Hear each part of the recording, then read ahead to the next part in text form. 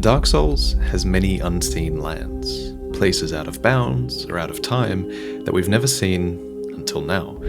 We received over 200 entries from artists all over the world, and these are the places they chose. And then from all of these entries, 10 artists depicting these 7 lands ended up making it into the top 10. And you'd think the hardest part of all this would be deciding who came first, but man, that's actually always the easy part. The hard part is actually deciding who comes 11th, 12th, 13th. The runner-ups always come so close to making it into the top 10, but there's always just this amazing group that only just miss out.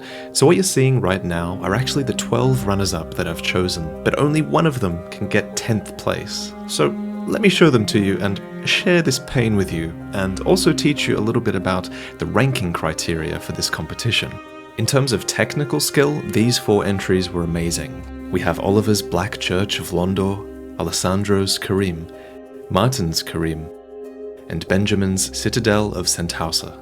Unfortunately, some of these weren't very rounded entries, and we ended up deciding that world building is going to be a really important factor in this competition. So stronger in the world building aspect were Caio Santos's Carthus and Ruben's Melfia, which both possessed a really powerful mood or atmosphere. And in order to weight world building more heavily, I added another criteria, story, because visual storytelling can help you feel grounded in an image, and Jonas's Melfia was an excellent example of this. He has these buildings made from the remainders of ships upon which the refugees of Melfia once sailed to this land. Originality was another category. It highlights the importance of expanding these worlds, not just relying on what the game has already told us. Vincent's Melfia was a great example of this, as it really doubled down on an astrological theme. And there were 2 entries for the Great Swamp that come to mind as well. Zach's Tree of Life entry had me curious about this giant egg, and Daniel's city, built within a crab, is really thinking outside the box. We loved it. And finally, there's presentation. Felix contributed a wonderfully detailed vision of New Londo and its flaming suns. And Holdsworth Hands, our resident pixel art animation guy, presented a charming little slice of Londor. So, which of these would you give 10th place to? It's so tough. If you disagree, go and give your support to the artist that you think deserved it. I hope you understand how hard this is, and believe my sincere congratulations when we award 10th place to Vincent Letang's Melfia. In Dark Souls, Melfia is a nation that becomes heavily influenced by sorcery, pyromancy, and astrology, but Vincent goes all in on the astrology theme, lending an originality and depth to his piece that helped him stand out from the competition. As he tells it, Melfia's inhabitants settled on a mountaintop to avoid the thick sea of fog below, but over the years noticed a strange light in the valley. Periodically, a light beam would pierce the clouds and illuminate a lake, fusing with the waters and creating a substance called star jelly. The properties of this substance obsessed the astrologists, leading to the construction of a huge observatory, and research into its properties began.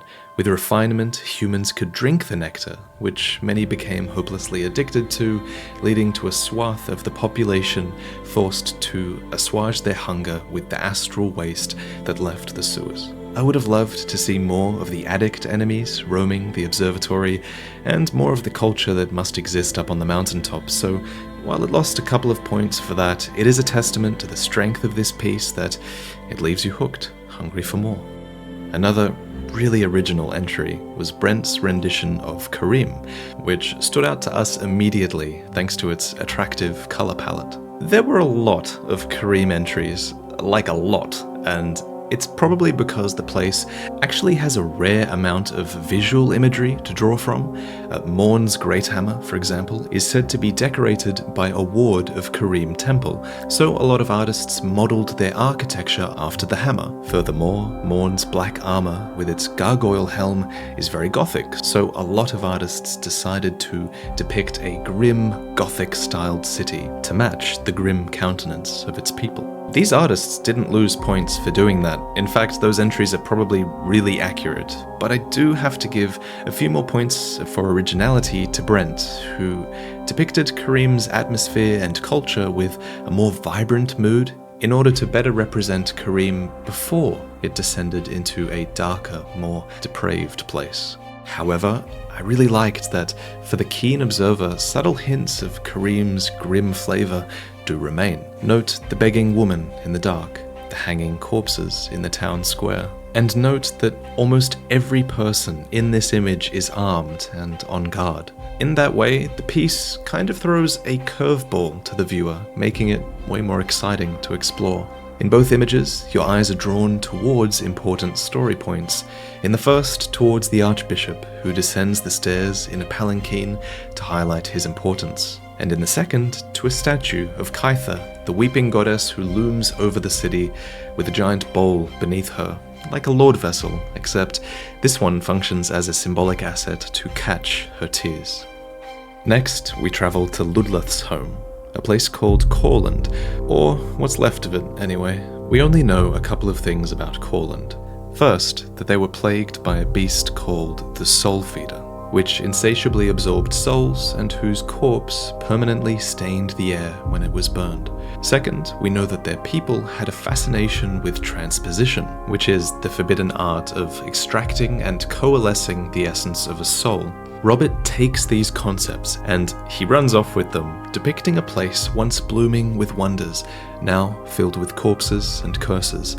In the first of his supporting images, he depicts Dura, the cursed city, where you can still see the Soul Feeder smouldering where they burned him. The city bridge here stands over the soulless swamp, where soulless husks prey on those who enter it, and branching off from here is an entry to the Soul Cavern, where a few soul harvesters still reside.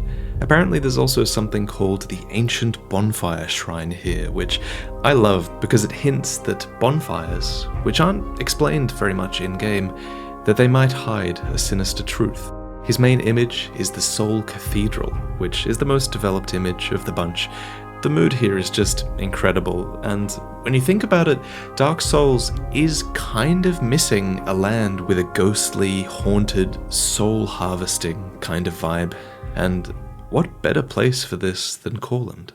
Appearing in the top 10 for the third competition in a row is Jonathan Lee, and whenever he contributes, it's rare that anyone beats him in terms of technical skill. The visual perspective he's chosen here is excellent. It has this angle that draws the viewer's eye up the stairs, into the courtyard, onto the cathedral, and then up and out of the hole in the roof. Of course, this is New Londo, before it was flooded, and Jonathan's talent for lighting is able to be used to its fullest extent here, thanks to that hole in the roof which casts this sort of melancholy silhouette on the entire scene. This sort of lighting is such a signature part of New Londo's design, and it plays the supporting role for the entire image here. The four kings stand proud over the viewer, seeing off this cult-like procession of sealers who march away from the main cathedral. And if you look closely at the base of the statues, you'll kind of notice a mossy, damp ground, which could be a bit of foreshadowing for New Londo's flooded fate. While I would have loved to see some original storytelling here to take New Londo's origins to new depths, this is a faithful scene, it's perfectly executed, and it's worthy of 7th place, at the very least. Jonathan contributed a second land to this competition, which wasn't recommended, but we partly took it into account. It's a depiction of Farron before its full descent into a depraved swampland, and it's a refreshing, uplifting view of that terrible swamp.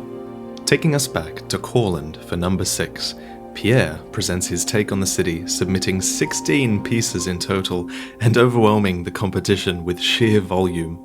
He splits his submission into 4 areas, each depicting a section of the city that you'll visit on your descent deep down below the clouds. You arrive first at Courland's hidden access point, nestled between 2 clouded mountaintops. Here, you're introduced to the character, and as he walks inside, you get a sense that this city has long since suffered a cursed fate. The light has trouble piercing the cloud cover, so the actual city itself is bathed in a greenish hue, but there are flames burning deep within, which is a bit of foreshadowing for what's to come. As I pressed forward, I realized that the main character here is actually super important for grounding the piece, because it's a consistent element that takes you through the descent. Far below, in the room of the Great Kiln, you're supposed to fight Ciel, the guard commander of Courland and its strongest knight, who defends a powerful transposing kiln and defends the plaza where the Soul Feeder was executed. And of all the places for bosses to be acceptable,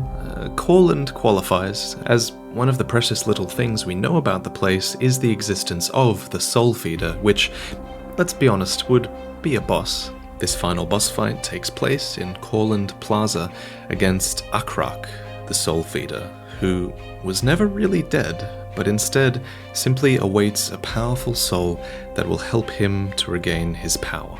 Now, while contributing more pieces to this competition sort of increases the scope and the roundedness of your entry, you're also increasing the pressure on yourself to make sure that every image has enough detail to be worthy of submission. This city did feel a little bit empty, which gave it some points for mood and atmosphere, since that does match the story, but some images were a little bit devoid of details, and we would have loved some tidbits that could have expanded the story even further.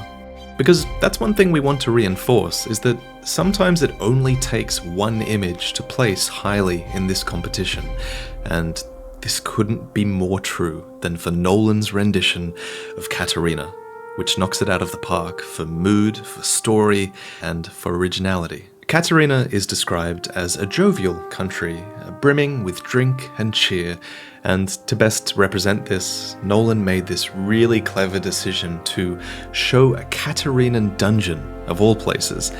You'd think such a place would be grim and depressing, filled with criminals, but no. Instead, the main cells are usually just filled with those involved in drunken scuffles from the night before, and hungover knights often receive plenty of loud, musical visits from friends to lift their spirits.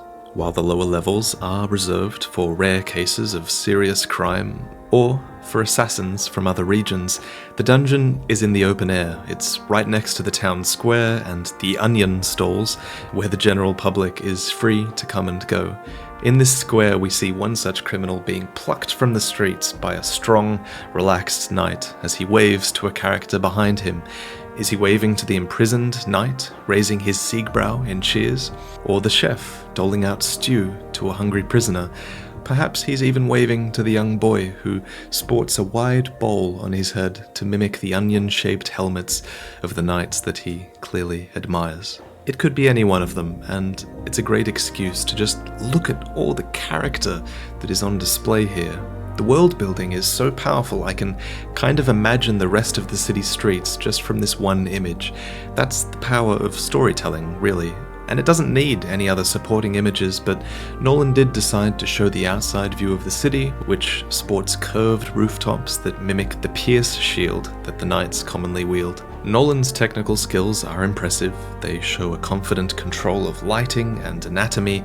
I particularly love the momentum of the knight plucking the assassin off the streets, for example. I only wish there was a bit more effort put into presentation and refinement, as it is a painting of crude strokes and a few details do seem to be missing, but regardless, this image was a joy to review. Bringing the atmosphere to a different place entirely was Zen Cloud's interpretation of Jugo, which places fourth in this competition. Central to the culture of this desert land are its giant ants, whose enormous anthills surround the region. Item descriptions read that he who recklessly enters an anthill will surely have their flesh melted to the bone, but the risk is apparently worth the reward, for many seek to collect their corrosive acid or their larvae, which are considered a delicacy.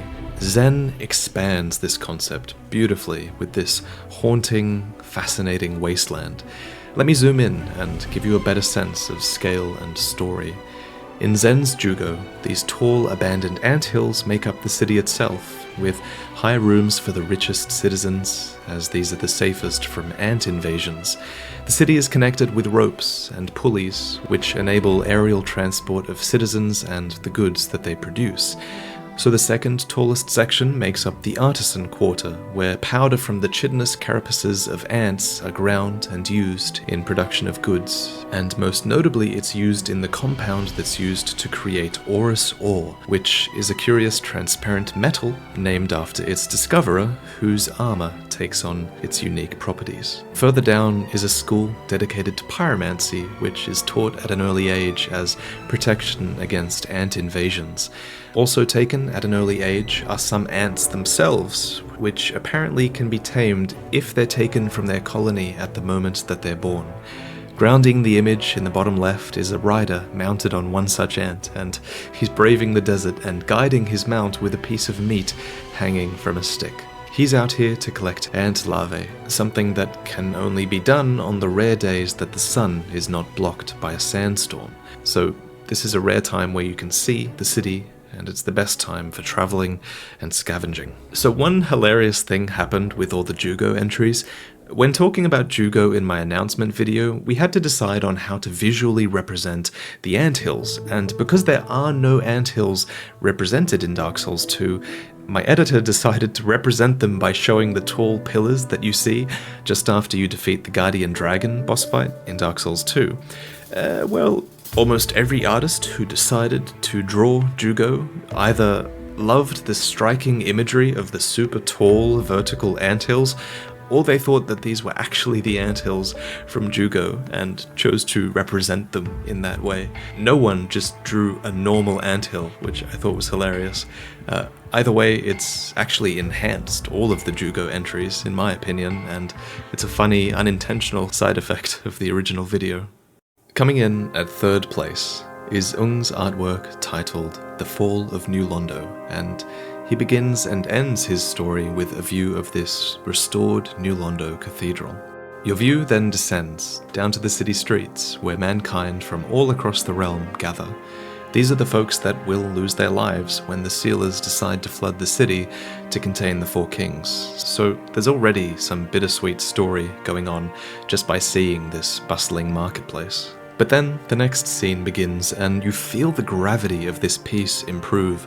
Gwyn is walking past the common folk, and he's holding a piece of his soul. The view pans back up again to better show his vanguard of knights and the curious onlookers who have now been pushed aside. Gwyn approaches the Four Kings, who sport this faithful representation of the armor that will one day become twisted and corrupted. And then he huddles with them to better share his soul with those who were supposed to be the best of mankind. While it lacks a little bit in originality, it makes up for that in all of the other categories. It presented a powerful story by simply arranging these scenes in the right order, and the mood of this event is powerful to any player who has played these games.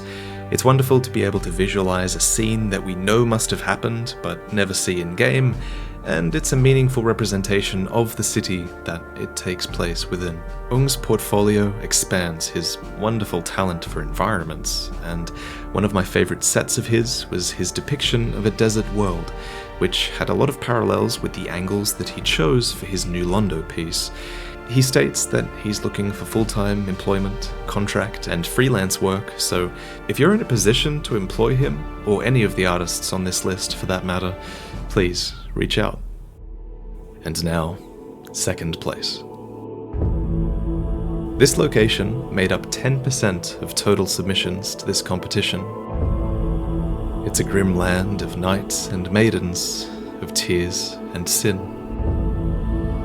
A land ruled by depraved lords who stand under the ominous watch of Velka, the goddess of sin, and Kaitha, the goddess of tears. Or perhaps these two women are one and the same. And deep below, in their crypt, yet another painted world exists, where all the Lord's fears are locked away.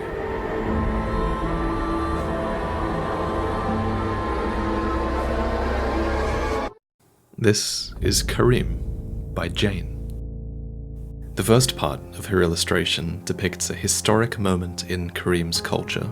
Every year, she writes, the chosen maiden and her knight are blessed by the archbishop before departing to other lands to spread word of their faith. This time, of course, it's Irina and Aegon, and behind them are members of their respective caste, others who train diligently for the same honors that are being bestowed upon them. Jane has hidden tons of wonderful details in this image, from the crows that represent Velka, to the statues that reflect their culture, and the color red that represents the blood that is ready to be shed in the name of the Way of White. She's even gone as far as to depict what this place would look like in-game, replete with an area map and all of the items and NPCs that you'll encounter within. And all of this effort is mirrored once more, quite literally mirrored below in the crypts of Velka, which is designed to be juxtaposed against the cathedral above. Where above there were flying petals, here there are flying ashes. Above, warm colours, below cold. And in the centre, a worshipper facing Velka, not an archbishop facing the people. This is the place full of things that Kareem was trying to hide. Things like purging stones, sinners, and Velka's twisted worshippers. At the bottom of the mural are the sinners, the guilty who are the lowest and furthest from Velka. Then there are the followers of Velka who have turned their faith toward her, but not yet with the devotion that would start to turn them into crows on a physical level. These are the messengers, an angelic depiction of the beings that became the crow demons in-game. And beyond them, there's the enlightened, who have completely abandoned their sinful mortal forms and have become crows entirely. As you can probably tell by now, we love when pieces contain really good world building in the little details, and this piece really is replete with them. From the thorns as a universal symbol of sin, there's Velka's tears, which hint towards the rumors that she and the goddess of tears are one and the same. There's even a man who looks suspiciously like Chester in the foreground, and it wouldn't be surprising to find him here, of all places. Speaking of which, it's not out of place at all to have a painted world here as well, especially with all of Kareem's references to crows and Velka, so that's exactly what Jane's drawn. Just like the outside world and its endless cycles, painted worlds too are said to rise and fall, and this rendition of Arya Noor is very welcome in her submission because it expands the world of Kareem. It doesn't just show us what we already know. Jane is an artist from Ukraine, working in game development to provide 2D and 3D concepts for games. So she has this mixed style of presentation, which must be a really attractive prospect for any of her employers, as it really does help with your visualization to have 2D and 3D presentation. So this piece that I've been showing on screen is her submission for another art challenge, where she combines King Arthur legends with familiar Dark Souls inspired characters. You should go check it out. Her portfolio is incredibly gripping. And now, for first place.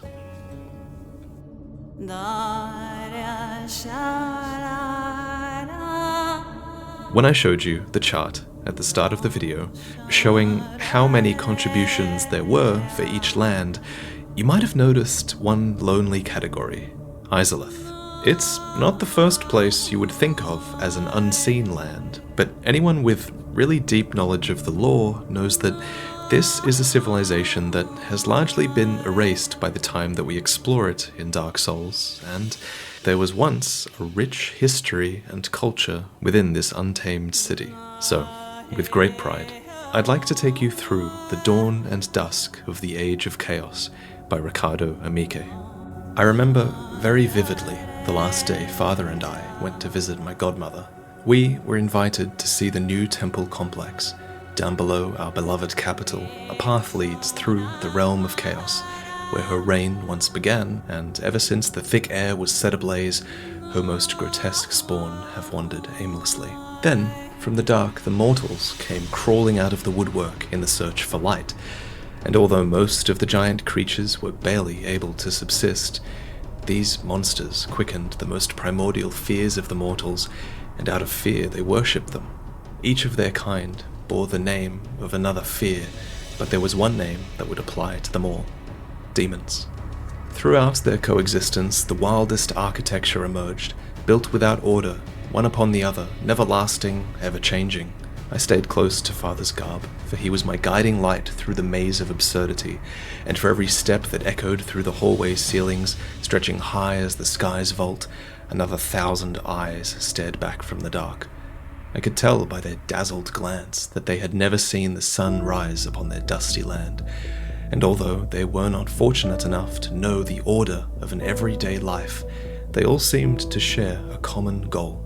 From afar whispered a promise to end their miserable frailty, and so the new temple too became the destination of their pilgrimage. No one understood the nature of the flame as well as my godmother did. When we climbed the world, she stayed behind, so she could conduct research where the first fire sprouted. With her bare hands, she dug deep down, all the way to the tips of the arch tree's root system, where she believed she'd find the spark of life. And so, it was here that she built her kingdom, to become one with it. Over time, her cult of followers grew, for they all craved godhood. She taught her wealth of knowledge to her scholars, and thus her Academy of Fire Arts became one of the 3 great schools of power.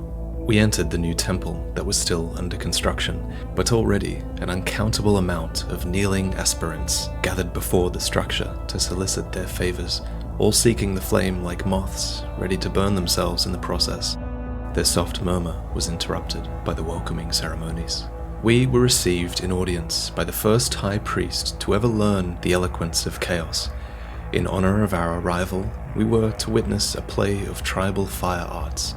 With the understanding of their most primal emotions, they wove flamelets to firestorms and back again in a most rhythmic fervor. It almost looked like they ardently fought one another. With my yet young eyes, I did not see the most obvious demonstration of power that took place right before me. The priests guided us. We descended further and entered a chamber they called the womb. Many years had passed since construction began, and word of her work had preceded her.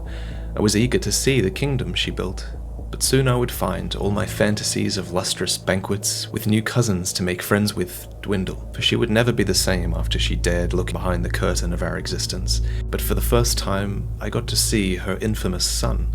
He was a cripple, but nowhere close to the malformed abomination I had imagined from the rumors of bad-mouthed uncles. Her face was set and grim.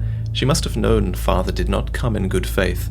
He stood before her, his bright presence unveiling all her darkest deeds. He pointed his finger, starting on his left, swaying across the whole room to his right, questioning everything in his path. Why did the archpriest's skin bear scales? Why would she bestow the gift of fire upon the mortals? And how did she not see the impurity of her son? Suddenly, her voice rose and burned like fire. Bystanders who did not yet ascend to immortality were incinerated, just through the sheer impact of her insensate fury over what she had just heard. Her words seared the air, and the hall turned torrid. For a moment, Father's light looked like a spark swallowed by a sea of wildfire. She prompted us to leave at once. Father stood silent for a moment. Never did someone dare question him. He left, not saying another word. It didn't matter how misfigured and atrocious her son was. She loved him nonetheless. He was proof of the resilient miracle that life is. To her, he was perfect. Never in her dreams would she abandon her child, and this my father did not understand. We went outside. The air still trembled from the uproar, and the ashfall got stronger. Still addled with a ringing in my ear, I tried keeping up with Father's pace until suddenly strange lights caught my attention. My curiosity led me off track to a few scorched souls. I remember one of them approached me carefully with an oddly familiar stare, as if he recognized me. He lifted a strange creature from his head and called it his son. These people were the proof of what would eventually await those who play with fire. On the receiving end of the experiments was a world of searing pain and darkness. The only soothing glimmer was an illusion of the sun induced by those fireflies, a local drug to those who sacrificed their humanity in vain to keep the new fire from fading. It wasn't until I looked into his hollow eyes that I realized that those maggots are a parasite, yet to find their host, to use their frail body as a vessel so that they can hatch. Suddenly, my curiosity was disturbed by a ghastly noise from below the temple's surface that went right through me. It sounded like a tormented growl, and with it came a rotten stench of intestines. When I flinched, I fell into the ash and burned my hands. It truly was an eerie place. I winced and hastily caught up with Father. The mortals who benefited from the rebirth, on the other hand, became the masters of their own fate, but swore to spend their eternity in allegiance to their mother as sentinels of her realm.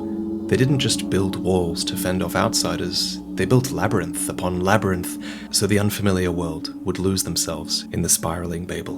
We were guided all the way to their outer trade posts, where their land converged with ours. It was the path my kin had taken so many years ago when they first learned to walk upright. The upper districts served to provide the underworld with water in exchange for liquid fire to heat their forges. They supplied the outer world with their most precious titanite our royal blacksmith values so much. I remember hearing the clinking of prospecting and the clanking of smithery from all around the cave. They must have grown so big that they were able to forge whole archways just like horseshoes on their anvils.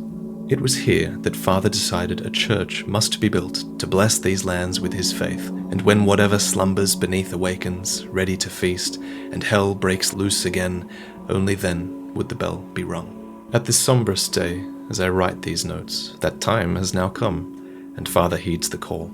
Our legions, prepared ever since, have mobilized and will soon march off, not knowing what will await them. Alas, my godmother, no matter what Father hopes to find down there, no god deserves to be consumed. No god deserves to be consumed. It's chilling words from the child who looks a lot like Gwendolyn. The identity of this child is just one of the many hidden details that support this piece, and you can read a ton of them over on Ricardo's ArtStation page. It was a thrill to see how many of these that I noticed on my first reading, and, of course, how many I missed as well. How many did you find? So after taking so much time to read everything, I don't really think I need to tell you guys why this deserves first place, but I do want to let you know that I didn't technically judge it. Just like Ricardo's entry in the last competition, Ricardo and myself have started to work on projects together, so to avoid bias, this score was provided solely by John Devlin, who was my co-judge in this competition. So please go and shower John's social media with support as well, because these competitions could not be judged alone, and John is a really talented artist in his own right. These competitions bring me so much joy, and they're always worth the money I invest in them, and I love reading your comments about all the art. So, as I leave you today, I want to ask you all a question, both the viewers and the artists. What do you think about an art book containing all of the top entries? Maybe like the top 10 or even the top 20, so that we can include more people in it.